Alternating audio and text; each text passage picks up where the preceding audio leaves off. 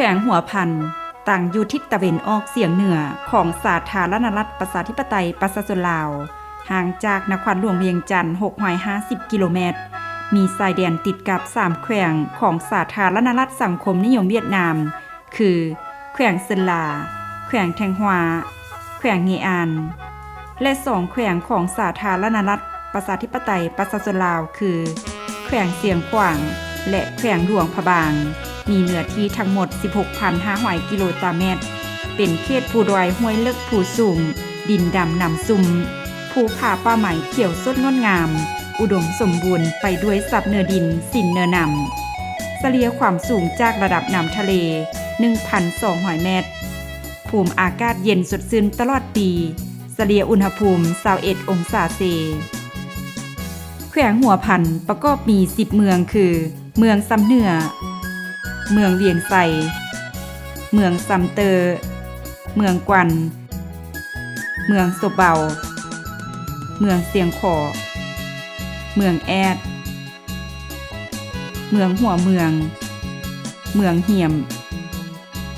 และเมืองซอนมีประชากรทั้งหมด 318,383 คนประกอบด้วยเก้าเผ่าคือเผ่าลาวไตมง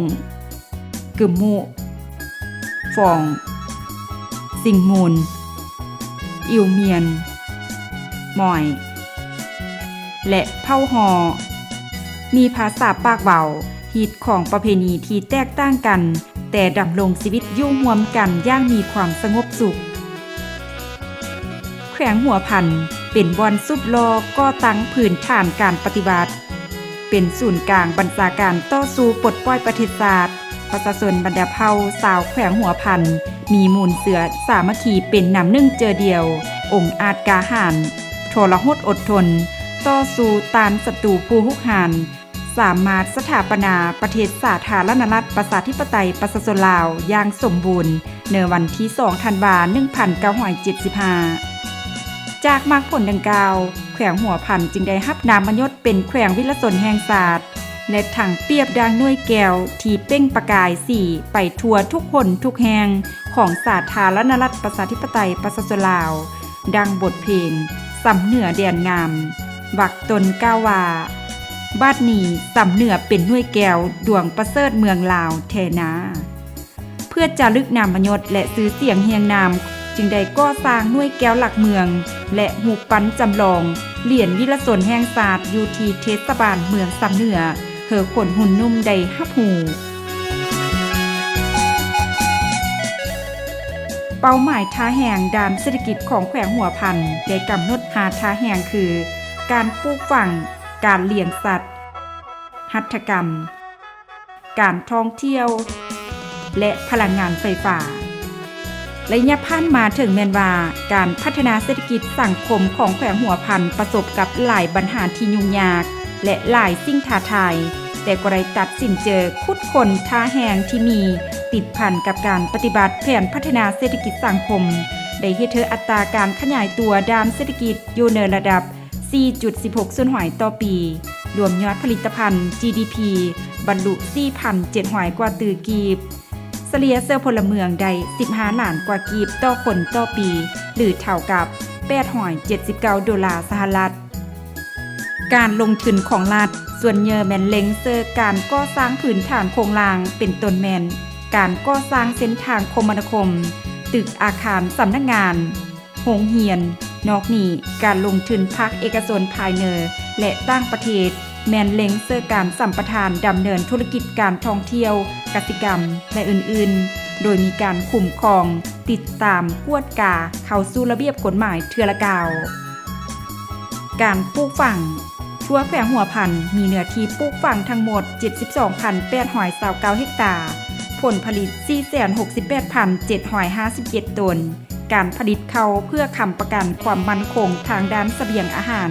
ได้มีการขยายตัวอย่างต่อเนื่องบ่ว่าจะเป็นทางด้านเนื้อที่สมรรถภาพโดยได้ขยายเนื้อที่เมื่อเพิ่มและนำเสริมเทคนิคเมื่อเข้าในการผลิตซึ่งในระยะ1ปีผ่านมาแขวงหัวพันสามารถปลูกเขาเนื้อที่ 31,417 เฮกตาร์ผ ผลผลิตได้ 116,000 กว่าตนอัตราบริโภค278 กิโลข้าวเปลือกต่อคนต่อปีการผลิตเสบียงอาหารได้สุกอยู่ส่งเสริมบรรดากลุ่มการผลิตขยายเทคนิคการปลูกพืชผักเหือนห่มปลอดสารพิษและพืชชนิดอื่นๆที่สามารถผลิตได้ตลอดปีเพื่อหลุดพ้นการนำเข้าผ่านมาสามารถผลิตพืชเสบียงอาหารได้ 6,000 กว่าเฮกตาร์ผลผลิตได้ 35,000 กว่าตนสามารถตอบสนองได้ตามความเห็นของต้องการของผู้บริโภคภายในแขวงเหนือขั้นพื้นฐานพืชเป็นสินค้าการกำหนดจุดสุ่มและสินค้าบุริมสิทธิ์ตามท่าแห่งเงื่อนไขและมูลเสือของชาวเกษตรกรในแต่ละโครงเขตติดพันกับการปรับปรุงและการสร้างตั้งกลุ่มการผลิตผ่านมาสามารถปฏิบัติได้ทั้งหมด 35,000 กว่าเฮกตาร์ผลผลิตได้ 317,000 กว่าตนต้นต่อแมนสาลีมันตนมันสะคูขิงเยอเดือยองและพืชอื่นๆจำนวนหนึ่งมีนักธุรกิจผู้ประกอบการทางภายในและต่างประเทศลงทุนเสวียงงานการปลูกฝังทั้งหมด88หัวหน่วยเนื้อหนีต่างประเทศ35หัวหน่วยการเลี้ยงสัตว์ปัจจุบันได้หันเข้าระบบการนำเสนอเทคนิคและทันสมัยในการเลี้ยงสัตว์ประเภทต่างๆสามารถผลิตฮับเสือภายในได้ขั้นพื้นฐานการลงทุนของภาคเอกชนผู้ประกอบการได้รับการขยายตัวขึ้นเฮ็ดให้ตัวเลขการผลิตสินค้าการบริโภคภายในและส่งออกตามด้านชายแดนต่างๆมีการเพิ่มขึ้นพลังงานไฟฟ้าปัจจุบันแขวงหัวพันมีเคลื่อนไฟฟ้าน้ำตกขนาดน้อยและขนาดใหญ่ทั้งหมด43โครงการเนื่องนั้นก็สร้างสำเร็จและดำเนินการผลิตเป็นทางการ2โครงการด้านหัตถกรรม1 ปีผ่านมารวมยอดผลิตภัณฑ์หัตถกรรมสามารถบรรลุ400 กว่าตือกีบเทียบเสื้อแผ่นสามารถปฏิบัติได้ลื่นคาดหมาย 0.23 ส่วนหอยเนื่อนี้ได้จากหัตถกรรมตั้มพาเพผลิตภัณฑ์ไหมปองเครื่องปั้นดินเผาวัตถุมีค่าโลหะและผลิตภัณฑ์อื่นๆผ้าไหมแม้นผลิตภัณฑ์หนึ่งที่โดดเด่นจากหัตถกรรมตั้มพาที่แสดงถึงหัวคิดประดิษฐ์สร้างสีไหมลายมืออันปานีตของน้องแม่หญิงสาวแขวงหัวพันเด่นกว่าหมู่แม่นผ้าไหมหมอนได้รับค่านิยมและการยอมรับจากคนภายในและต่างประเทศอย่างหลวงหลายปัจจุบันผ้าไหมหมอนได้ถูกรองรับเป็นมรดกระดับท้องถิ่นของแขวงหัวพันอย่างเป็นทางการการท่องเที่ยวปัจจุบันแขวงหัวพันมีแหล่งท่องเที่ยวทั้งหมด158แห่งเนื้อนี้แหล่งท่องเที่ยวทางธรรมศาสตร์64แห่งวัฒนธรรม30แห่งและแหล่งท่องเที่ยวประวัติศาสตร์64แห่งแหล่งท่องเที่ยวธรรมศาสตร์ที่เปิดเสริมบริการแล้ว19แห่ง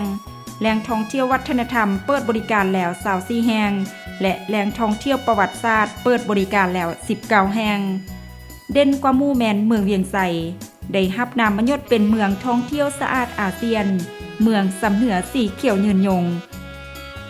บรรดาธรรมสถานที่อยู่อาศัยของผู้นำลาวเนอสมัยต่อสู้ตานพวกจักรพรรดิผู้ฮุกหานที่เมืองเวียงไสแขวงหัวพันเป็นห้องห้อยประวัติศาสตร์อันสำคัญของสาธารณรัฐประชาธิปไตยประชาชนลาวปัจจุบันได้กลายเป็นแหล่งท่องเที่ยวทางประวัติศาสตร์ที่มีชื่อเสียงสามารถดึงดูดความสนใจของนักท่องเที่ยวทั้งภายในและต่างประเทศเข้ามาเที่ยวชมอย่างหลวงหลายในแต่ละวันบ่อน้ำหอนเมืองเหี่ยมเป็นบ่อน้ำธรรมชาติที่มีความหอน100 กว่าองศาเซลเซียส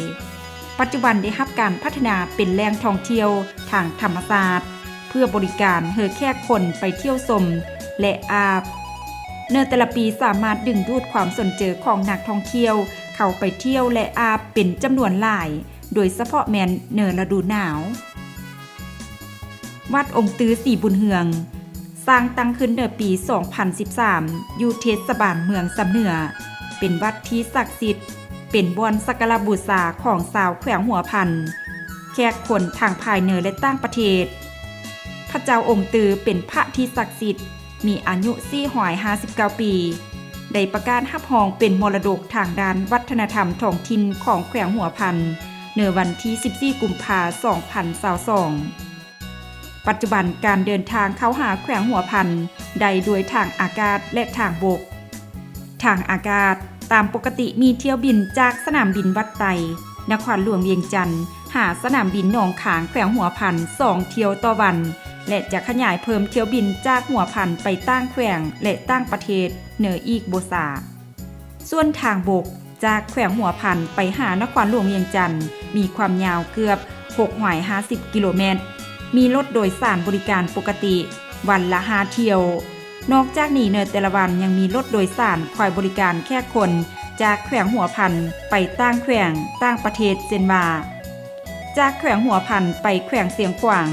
แขวงหลวงพะบางอุดมไซหลวงน้ำทาบ่อแก้วและจากแขวงหัวพันไปแขวงแทงฮวานครหลวงฮานอยสาธารณรัฐสังคมนิยมเวียดนามวันละเที่ยวนำอีกเพื่อสืบต่อพัฒนาแขวงหัวพันเฮอหังมีเข้มแข็งตามทิศยืนยงสีเขียวย่างบ่หยุดยั้งแขวงหัวพันจะสืบต่อขุดค้นท่าแห่งที่มีบวกกับทรัพยากรธรรมชาติภายใน